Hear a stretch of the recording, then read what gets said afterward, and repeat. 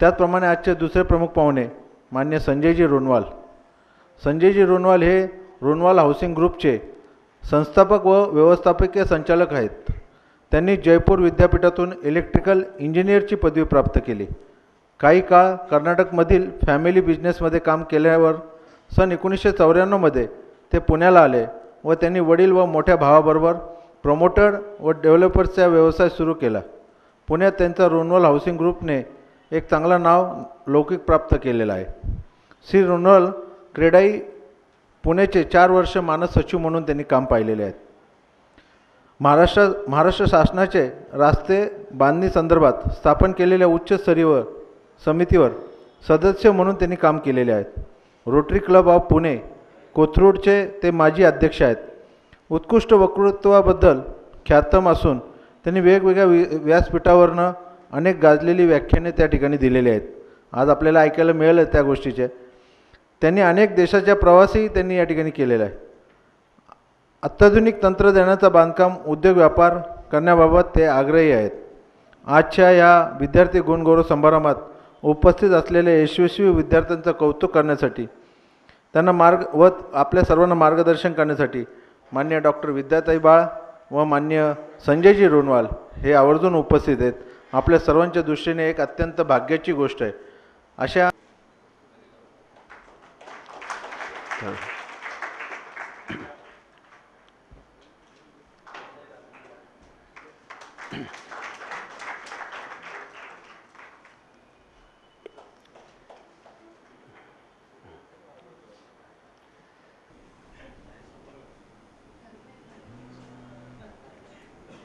तुमच्या इतका अनुभवी पण नाही येते.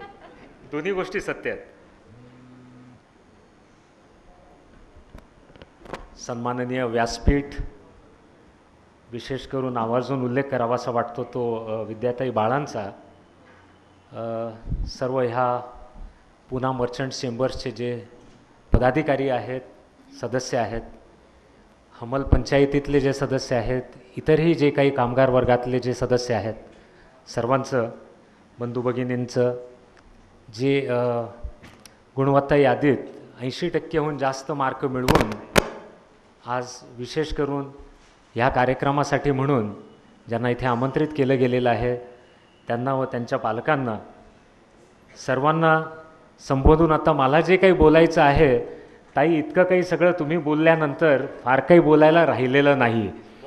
त्यामुळे नेहमीच एक प्रश्न राहतो की शेवटचा वक्ता म्हणून जर एखाद्याला बोलायला संधी दिली तर त्यांनी नेमकं काय बोलायचं, हा प्रश्न माझ्यासमोर देखील आहे. पण 20 मिनटं माझ्या नावासमोर लिहिलेली असल्यामुळे मी बरोबर 20 मिनिट बोलणार आहे.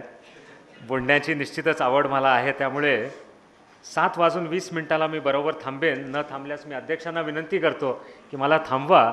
गाडी सुटल्यानंतर ती थांबवायची जरा अवघड असते, ब्रेक लावा वेळेत. काही दिवसापूर्वी मला तुमच्या जे चेंबरचे सचिव आहेत त्यांचा मला फोन आला होता की संजयजी एक कार्यक्रम आहे, त्यात तुम्ही प्रमुख पाहुणे म्हणून यावं आणि त्याच्यामध्ये बाळ मॅडम पण आहेत.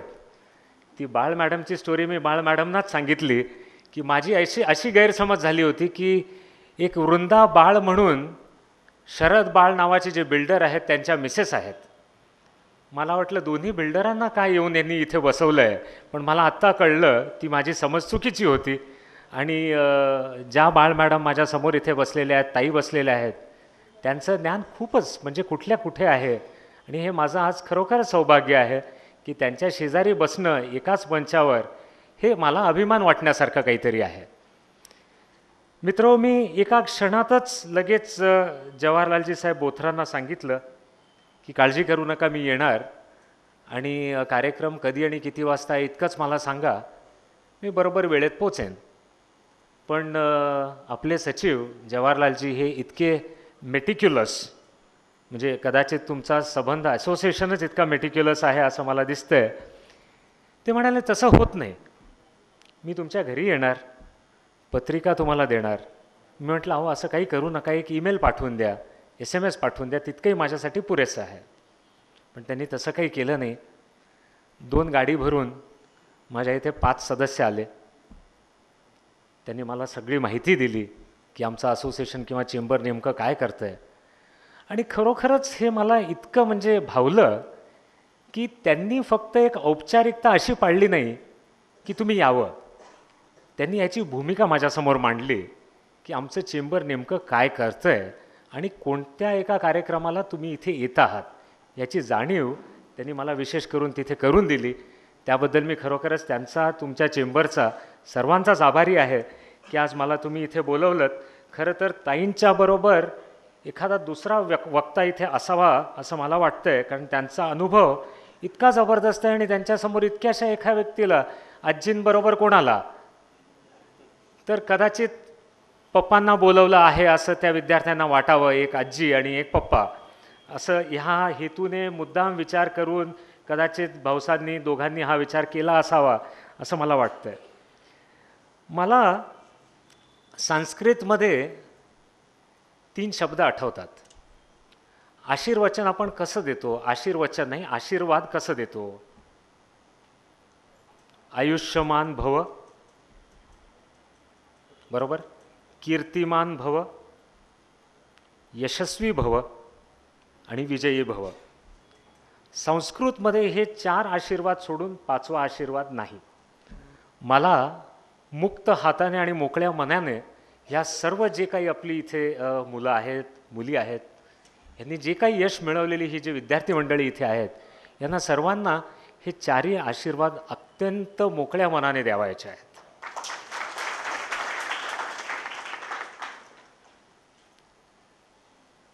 खरं तर कोणत्याही दृष्टीने यश हे एकमेकांच्या बरोबर कंपॅरेटिव्ह नसतं.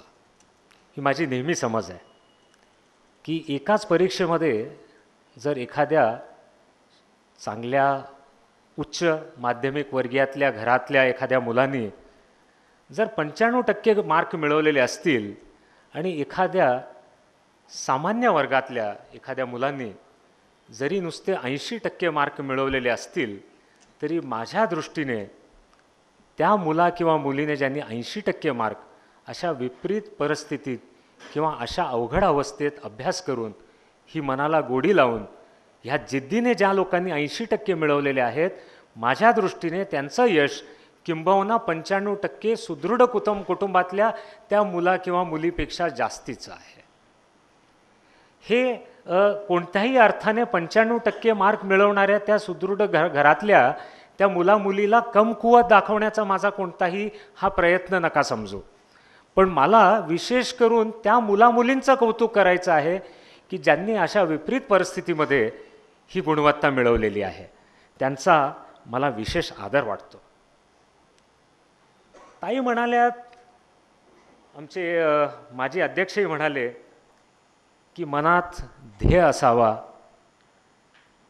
यशस्वी होण्याची मनात एक जिद्द असावी. ध्येय आणि जिद्द ह्या 2 गोष्टी जर आपल्या मनात नसल्या तर आयुष्यात आपण फारसं काही मिळवू शकत नाही, अशी माझी नक्कीच समज आहे. आजच्या काळामध्ये अभ्यास आणि अध्यात्म याचा जर एकत्र जर झाला तर मला असं वाटतंय की एक चांगला विद्यार्थी नाही, परंतु एक चांगला नागरिक इथे जन्माला येईल.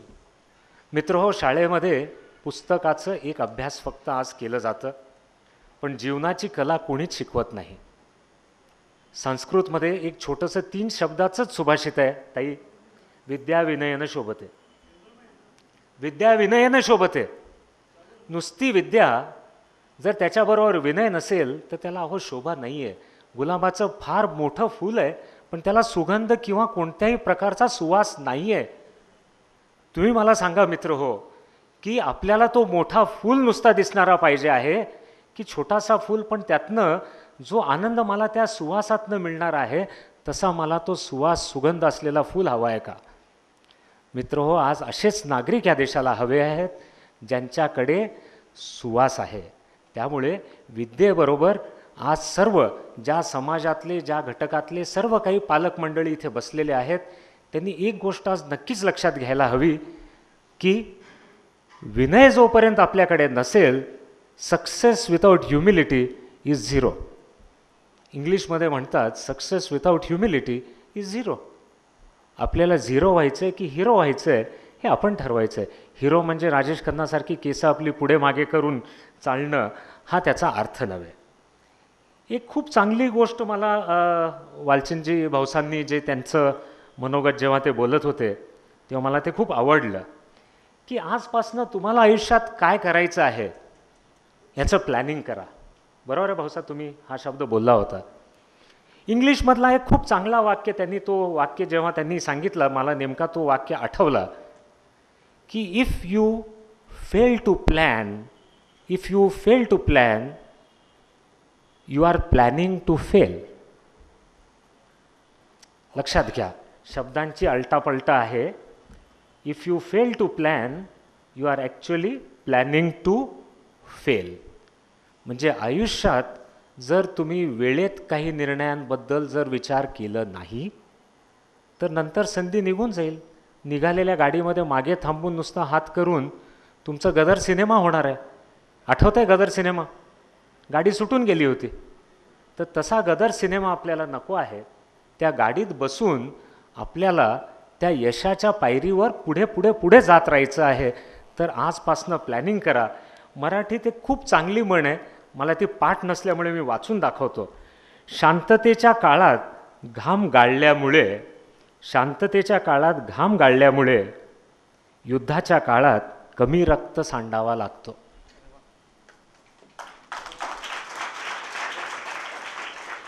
लक्षात घ्या, हे खूप अगदी सोपं आहे. याच्यात काही वेगळं मी म्हटलेलं नाही आहे, कोणी काही वेगळं म्हटलेलं नाही आहे.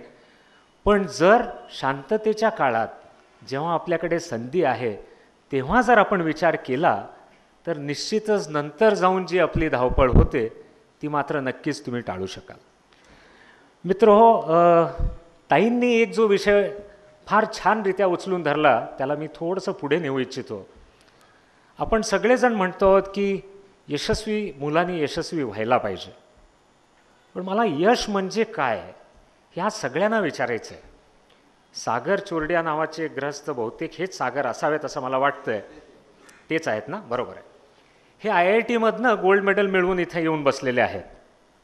मी यांना देखील विचारू इच्छितो की यश ह्या शब्दाचा अर्थ काय?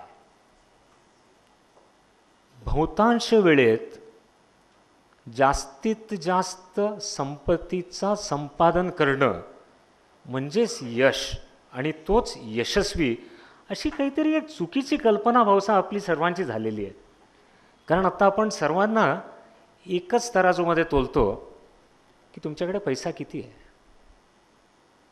मला एक सांगा, आर्थिक यश हाच काही एक यश आहे का?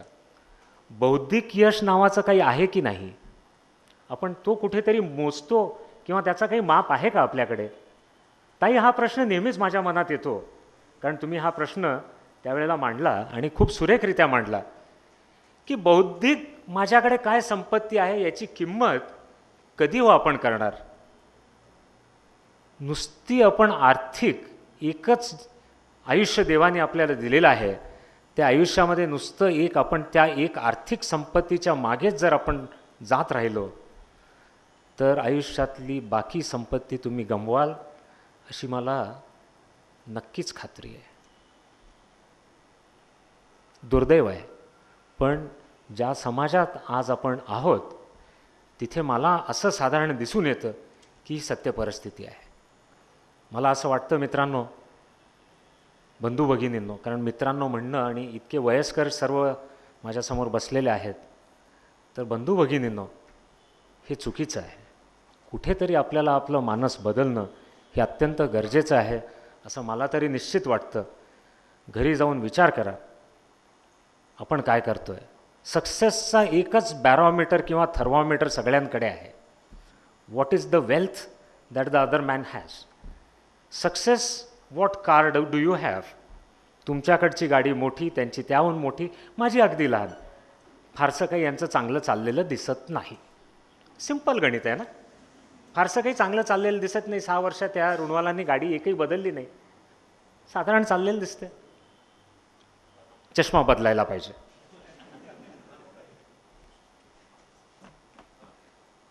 मित्रहो, आयुष्यात धाडस करणं याला पुरुषार्थ म्हणतात. पुरुषत्व आणि पुरुषार्थ या दोन शब्दामध्ये खूप मोठं अंतर आहे. स्त्री देखील पुरुषार्थ करू शकते. पुरुषत्व हे फक्त देवाने दिलेलं पुरुषाला एक वरदान आहे, पण पुरुषार्थ हे स्त्री देखील करते. ताई बरोबर आहे ना? त्यामुळे माणसाला आयुष्यात धाडस आणि कॉन्फिडन्स या दोन्ही गोष्टी असणं अत्यंत गरजेचं आहे. आयुष्यात कधीही जेव्हा तुम्ही पुढे जात असाल, पहिल्यांदाच यश कधीच मिळत नाही. Success is an illusion. इंग्लिशमध्ये म्हणतात सक्सेस इज अन इल्युजन. त्याला आपण असं हातात धरायला जातो, ते पुढे कुठेतरी पळून जातं. बघा, विचार करून बघा मी काय सांगतोय. सक्सेस असं धरायला जातो, ते निसटतं आणि पुढे निघून जातं. ते कोणाच्याच हातात कधीच येत नाही. त्यामुळे फेल्युअर नावाचा जो प्रकार आहे ना, अपयश, याच्याशी मैत्री जोडायला आपण शिकलं पाहिजे. कारण प्रत्येक पालकांना वाटतं की माझा मुलगा माझी मुलगी ही यशस्वीच झाली पाहिजे. अहो मला सांगा, जगात काही सर्वांना तितकीच समज आहे का? प्रत्येकजण काही 80% मार्क किंवा त्याहून वर आणू शकेल का? आणि सगळेच जर 80% घेऊन आले तर माझ्या मते युनिव्हर्सिटी इतक्या पुरणार नाहीत आपल्यात भारतात, जास्त लागतील. इथल्या तर सोडा, परदेशातल्या पुरणार नाही आहेत आपल्याला. त्यामुळे अपयशाची मैत्री देखील आपल्याला करणं अत्यंत गरजेचं आहे. मला कविता लिहिण्याचा छंद आहे, कविता वाचण्याचा पण छंद आहे. हिंदीमध्ये एक महान कवी होऊन गेले, कवी प्रदीप त्यांचं नाव होतं. त्यांचं एक गाणं मी नेहमी, माझे जे मित्र आहेत इथे बसलेले त्यांना कदाचित हे गाणं माहिती पण असेल. सुख दुःख दोनों रहते जिसमें, सुख दुःख दोनों रहते जिसमें, जीवन है वो नाम, कभी धूप तो कभी छाँव. सुख दुख दोनों रहते जिसमें जीवन है वो नाम, कभी धूप तो कभी छाँव. भले भी दिन आते जगत में, बुरे भी दिन आते, ध्यान से खेलना जगदरिया में, बंदे डूबे नाए नाव, कभी धूप तो कभी छाँव. मित्र हो, महान कविवर्य होते कवी प्रदीप. यांनी हे शब्द म्हटलेले आहेत, निश्चितच बरोबर असतील. खूप वर्षाचा अनुभव होता जेव्हा त्यांनी ही कविता लिहिली होती. धूप आणि छाव असल्याशिवाय जीवन नाही हो. यश असणार, अपयश असणार, दोन्ही गोष्टी असणार. त्यामुळे अपयशाशी सुद्धा मैत्री करणं हे आपल्याला जमलं पाहिजे. पण पालकांना आपल्या मुलामुलींचा अपयशसुद्धा तितक्या सहजतेने झेलता यायला हवं, हे महत्त्वाचं आहे. कारण नाही तर आज जे आपण पाहतो आहोत, थोडंसं कुठेतरी मुलाला तुम्ही दुखवून काहीतरी बोललात तर उद्या तुम्हाला लक्षात येतं की मूल आता आपण गमवून बसलेलो आहोत. ताईंनी एक खूप महत्त्वाचा विषय मांडला की आज मुलींना दोघांना माणसाचा एकच स्टेटस द्या.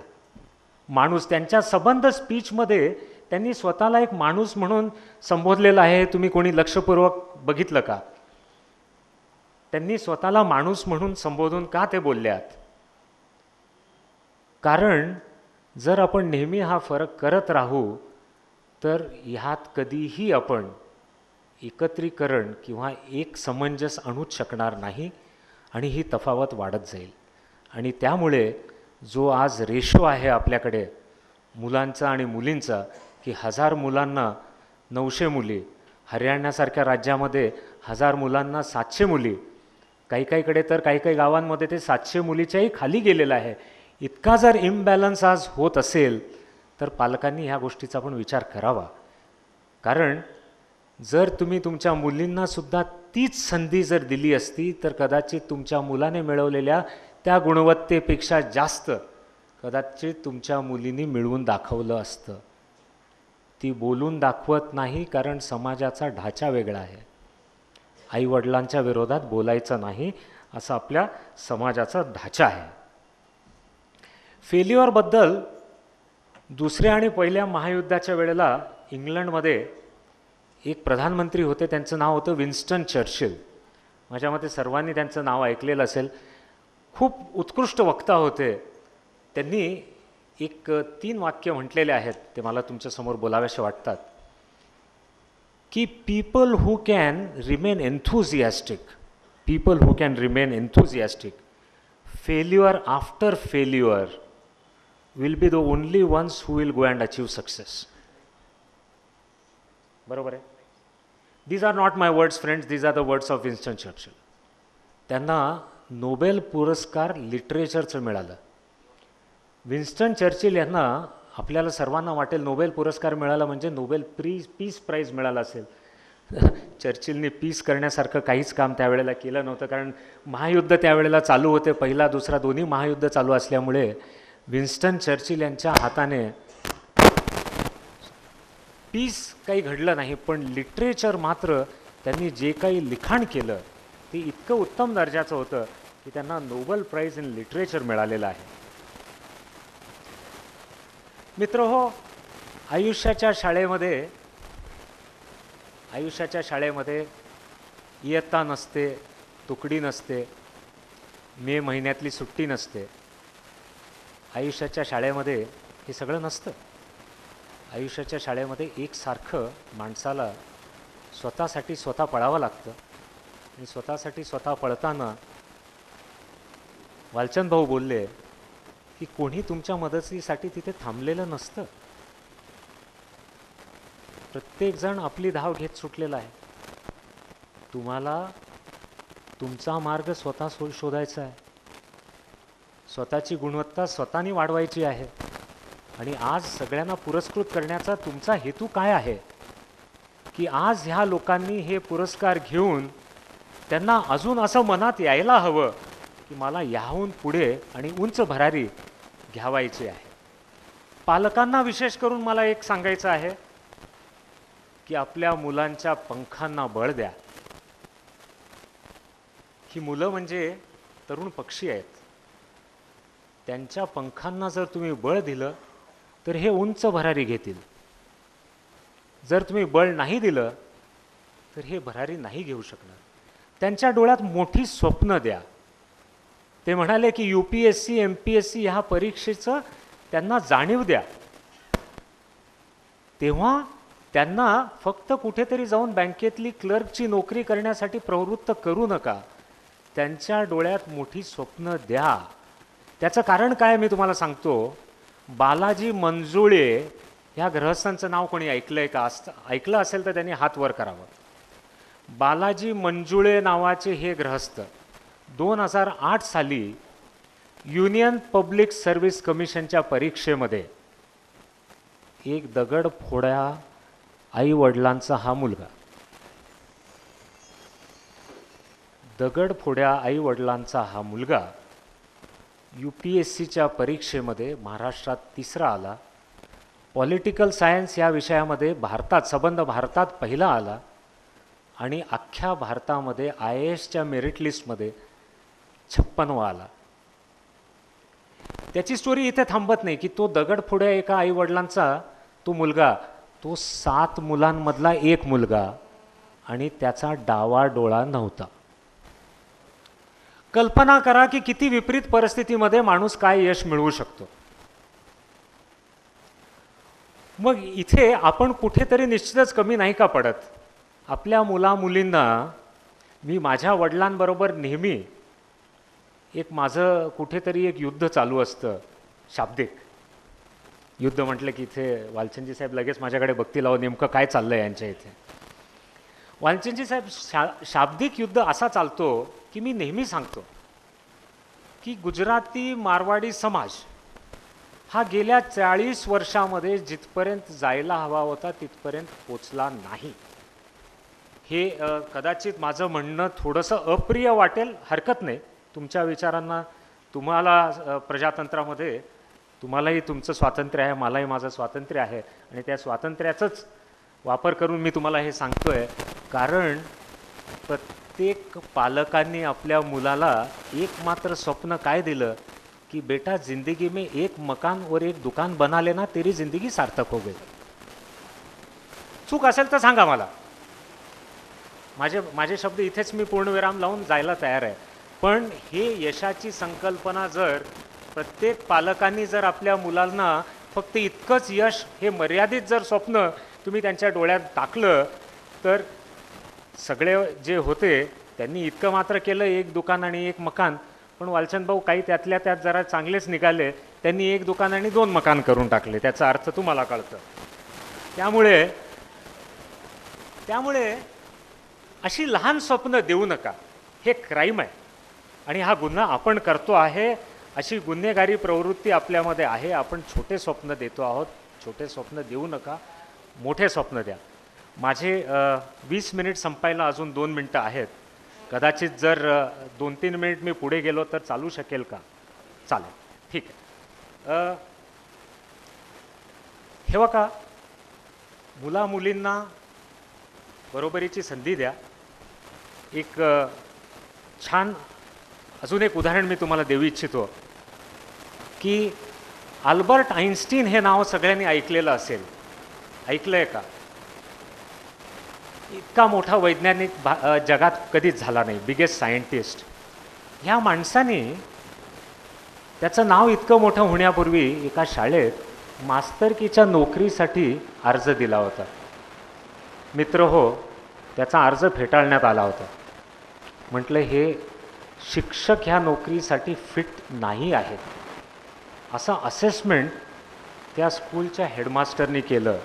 आणि त्याच्या काहीच वर्षानंतर अल्बर्ट आइन्स्टीन यांनी जो काही मंत्र दिला ते जगाला माहिती आहे आणि त्यांना नोबेल पुरस्काराने सन्मानित करण्यात आलं. हा उदाहरण जाऊ दे. आपले स्वतःचे राष्ट्रपती APJ अब्दुल कलाम, तुम्हाला माहिती आहे, हे एक नावाड्याच्या घरात जन्माला आलेले मूल. हा माणूस इस्रोमध्ये जाऊन सर्वात मोठा सायंटिस्ट झाला आणि त्यानंतर भारताचा राष्ट्रपती झाला. तर ही स्वप्न जर मोठी द्याल, तेंडुलकरचा उदाहरण तुम्ही दिला. तेंडुलकरला जर रमेशजी तेंडुलकरांनी सांगितलं असतं की सचिन बेटा तू काही करू नको, बँकेत जा, 12,000ची नोकरी कर, तृप्त रहा, तर क्रिकेट का खुदा, गॉड ऑफ क्रिकेट, हा क्रिकेटला कदाचित मिळालाच नसता. त्याच्या पालकांनी, वडिलांनी त्याला हे करू दिलं. त्याच्यावर विश्वास दर्शविला की बाबा रे, क्रिकेट खेळ खेळतोय, तुला त्याच्यात आनंद मिळतोय, जा पुढे जा, त्या संधीतनं कुठेतरी काहीतरी तुझं चांगलं होण्याचं आहे, होऊ दे, माझा आशीर्वाद आहे. आपल्या इथे आपण एखाद्याला मनाविरुद्ध करू देतो, पण आयुष्यभर असं तोंड करून बसतो, मला नाही बोलायचं त्याच्याशी. आई बिचारी एकटीच बोलते, बाप म्हणतो मला नाही बोलायचं, माझ्या मनाविरुद्ध सगळं केलेलं आहे. बरोबर आहे. ताईंनी एक खूप चांगला प्रश्न इथे उपस्थित केला की तुमच्या इथे बालविवाह आणि स्वयंवर, म्हणजे स्वयं आपला वर निवडणं, ही कल्पना आज आपल्या समाजात किती रुजते, हा एक मोठा प्रश्न आहे. मी प्रश्न काही आता तुमच्यासमोर सोडून जातोय, कारण ही मुलं मोठी होणार आहेत, हे वेगळ्या युगात मोठी होणार आहेत, परिसर बदलतोय, हे जग हिंडतायत आणि तुम्ही अजून तोच काही जर प्रकार घेऊन हिंडलात तर मुलं सोडून जातील. लक्षात ठेवा, मुलं आदराने फक्त तुमच्याकडे येतील, पण प्रेमाने तुमच्यापर्यंत राहणार नाही. ही भीती निश्चित आहे, ती नक्कीच विचारात ठेवा. एक छोटीशी कविता सांगून मी माझे शब्द संपवतोय, कारण 7:23 झालेली आहेत. 3 मिनटं मी अध्यक्षांची परवानगी घेऊन जास्त घेतलेले आहेत. मंजिलें उन्हीं को मिलती है, मंजिलें उन्हीं को मिलती है जिनके सपनों में जान होती है, मंजिलें उन्हीं को मिलती है जिनके सपनों में जान होती है, यूं ही पंख होने से कुछ नहीं होता, यूं ही पंख होने से कुछ नहीं होता, हौसलों में जान होती है. हौसला हो तो आपकी उड़ान होगी, आपके पंखों में जान होगी. दोस्तों, हौसला रखिए. ज़िंदगी में यश अपयश दोनों आएंगे, मन से दोनों के लिए तैयार रहिए. जिन बच्चों ने इस एग्ज़ाम में 80% से ज़्यादा मार्क मिलाए हैं, उनको मैं पूरे तहे दिल से अभिवादन करता हूँ, उनका अभिनंदन करता हूँ. आपने इतना बढ़िया ये प्रोग्राम आयोजित किया, इन बच्चों का सम्मान आप कर रहे हो. आज आप इनका सम्मान करिए जिस दिन ये कुछ लायक बन जाए उस दिन इनका सत्कार करिए।